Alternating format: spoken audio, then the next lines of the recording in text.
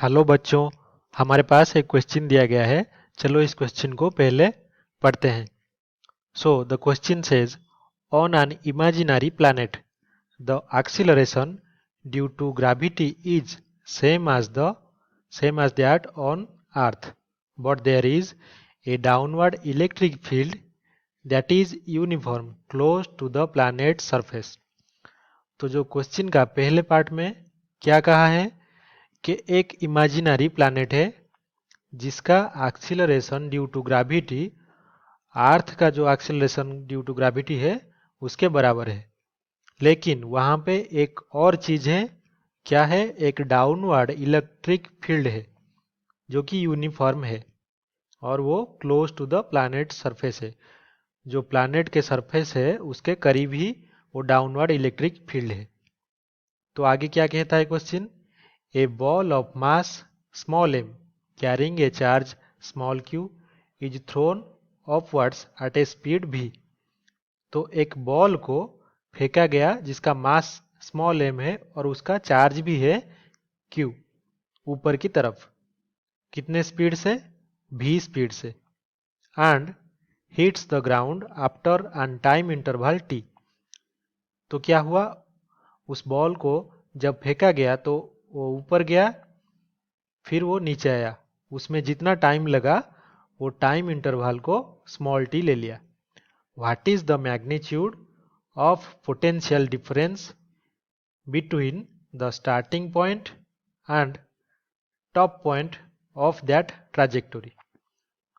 तो क्वेश्चन हमारा ये है कि जो मैग्नीट्यूड है पोटेंशियल डिफरेंस का, कहाँ से कहाँ तक? स्टार्टिंग पॉइंट जहाँ से बॉल को हमने थ्रो किया और जितने टॉप तक वो पहुंचा, उन दोनों पॉइंट के बीच में हमें निकालना है पोटेंशियल डिफरेंस। तो इस क्वेश्चन को हम लोग कैसे सॉल्व करेंगे, चलो देखते हैं। पहले इसका एक फिगर ड्रॉ करके अच्छे से इस कॉन्सेप्ट को समझना पड़ेगा। तो क्या है हमारे पास? हमारे पास एक ऐसे प्लैनेट दिया गया है, इमेजिनरी प्लैनेट, जिसका कि अगर हम क्लोज सरफेस देखेंगे तो ऐसे फ्लैट दिखेगा वो। तो ये हो गया सरफेस ऑफ इमेजिनरी प्लैनेट।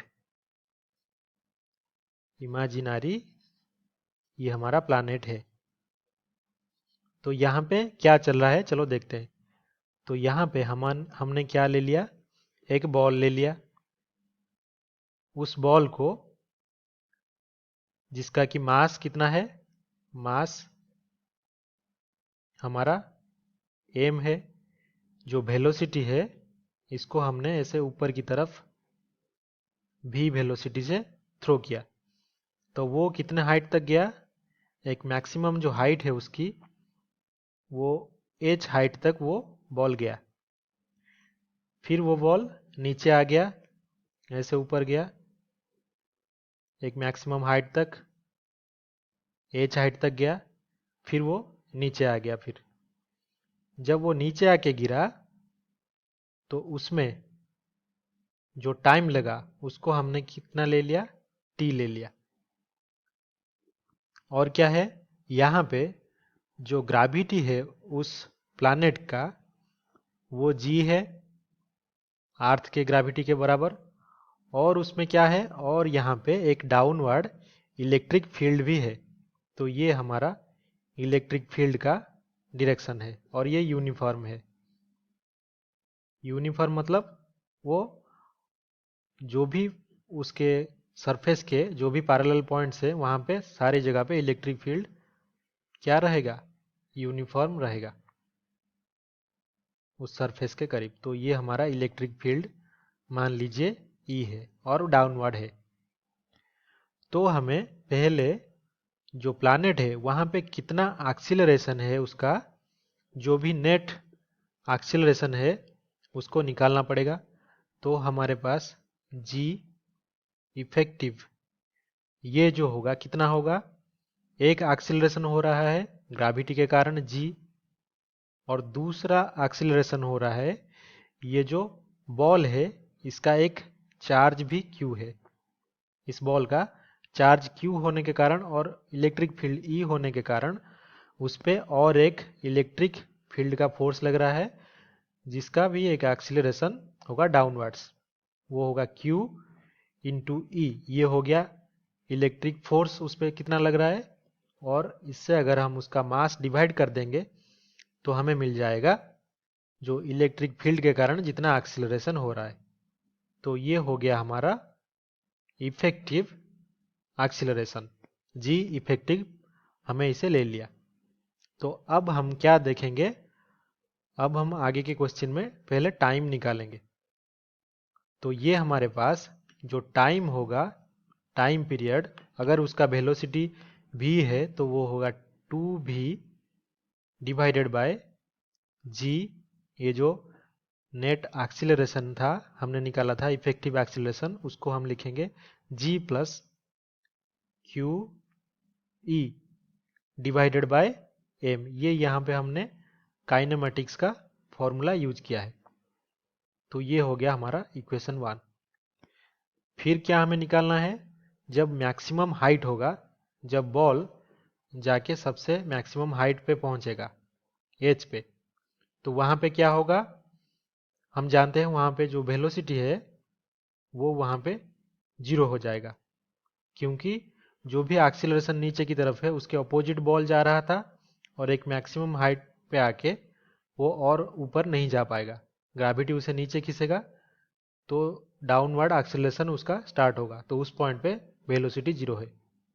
तो हम ये लिखेंगे कि जो फाइनल वेलोसिटी है वो है 0।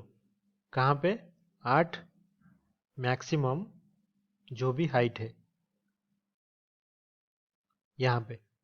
फिर आगे क्या है, हम यहाँ पे जो v स्क्वायर है वो क्या लिखेंगे, 2 इंटू एक्सीलरेशन जो हमारा g इफेक्टिव है, ये हमारा इफेक्टिव, इंटू जो भी डिस्टेंस है वो h। ये हम काइनेमेटिक्स का फॉर्मूला फिर से यूज कर रहे हैं।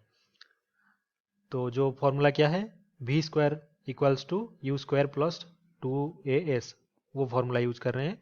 तो हम यहाँ पे g की वैल्यू, g इफेक्टिव की वैल्यू डाल देते हैं। तो कितना है, 2 into g plus small q e divided by m into h. तो ये हो गया, ये हमारा कौन सा इक्वेशन हो गया, ये दूसरा इक्वेशन हो गया हमारा। अभी आगे चलते हैं। तो जो भी पोटेंशियल डिफरेंस होगा वो कितना होगा, वो इलेक्ट्रिक फील्ड का डिफरेंस दोनों पॉइंट पे, यहाँ पे ये क्या है, ये जो सरफेस के करीब जो पॉइंट है वहाँ पे, और जो मैक्सिमम हाइट है वहाँ पे, इन दोनों पॉइंट के बीच में जो भी पोटेंशियल डिफरेंस है वो, उससे क्या मल्टीप्लाई करेंगे हम, जो उन दोनों के बीच डिस्टेंस h है। तो ये हो गया हमारा पोटेंशियल डिफरेंस। तो अब हमें क्या करना है, अब हमें जो g इफेक्टिव है, जो एक्सीलरेशन इफेक्टिव है, वो किसके बराबर होगा, वो 2v बाई टी, क्योंकि वेलोसिटी बाई टाइम होता है एक्सीलरेशन, तो उसके बराबर होगा। तो अभी g इफेक्टिव हमें पता है कितना है, g plus q e divided by m, इतना हो गया, और वो हमारा 2v बाय टी के बराबर हो गया। फिर हम आगे क्या लिखेंगे, इसी इक्वेशन को और सिंप्लीफाई करते हैं। तो हमें क्या मिलेगा, फिर हमें मिलेगा q डिवाइडेड बाई एम, ये यहाँ पे इंटू ई इलेक्ट्रिक फील्ड, ये किसके बराबर होगा, 2v बाई टी माइनस जी, इसके बराबर हो गया। अगेन और भी हम क्या लिख सकते हैं आगे, जो हाइट है मैक्सिमम वो किसके बराबर है, जो एवरेज वेलोसिटी है थ्रू आउट ये जो प्रोसेस है प्रोजेक्टाइल का ट्रैजेक्टोरी का, उसमें जो एवरेज वेलोसिटी है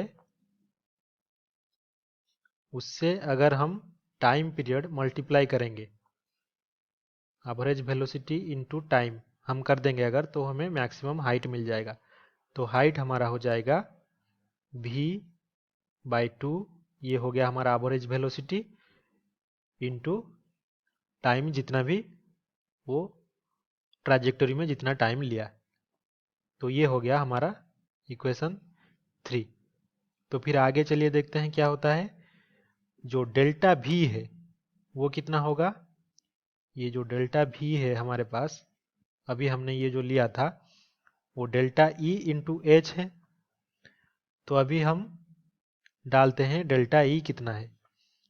तो डेल्टा E है m divided by q into 2v/t minus g। इससे मल्टीप्लाई कर देंगे हम ये जो हाइट है। हाइट कितना है v/2 इंटू टी। तो ये हमने मल्टीप्लाई कर दिया। हमने ये जो E मिला था ये हमने 2v/t माइनस जी q/m हमें मिला था। तो E हमारे पास डेल्टा E कितना हो जाएगा, m divided by q 2v/t minus g. तो ये वाला हमने यहाँ पे डाल दिया। तो अभी हम इसे अगर सिंप्लीफाई कर देंगे तो हमें क्या मिलेगा, इसको हम यहाँ पे लिखते हैं ऊपर की तरफ। तो हमारे पास ये जो डेल्टा v है, अब potential difference between the maximum point and the starting point, वो कितना हो जाएगा, mv divided by 2q into v minus G T divided by 2। इसी इक्वेशन से हमें सिंप्लीफाई करने पर ये जो डेल्टा v और पोटेंशियल जो डिफरेंस है वो हमें मिल गया, mv 2q into v minus G T by 2। तो ये जो हमारा ऑप्शन में से है कौन सा ऑप्शन सही होगा, mv/2q v/gt/2। ये जो ऑप्शन ए है वही हमारा सही ऑप्शन होगा। तो आई होप कि हमने यहाँ पे जो ग्रेविटेशनल फील्ड था एक इमेजिनरी प्लैनेट का, उसका जो भी एक्सीलरेशन था इफेक्टिव वो g और क्या था, और जो इलेक्ट्रिक फील्ड के कारण जो एक्सीलरेशन है उसको हमने लेके पूरा का पूरा काइनेमेटिक्स का फॉर्मूला यहाँ पे यूज करके हमने फाइनली जो भी उसका पोटेंशियल डिफरेंस होगा वो हमने निकाल लिया उसका मैग्नीट्यूड। धन्यवाद।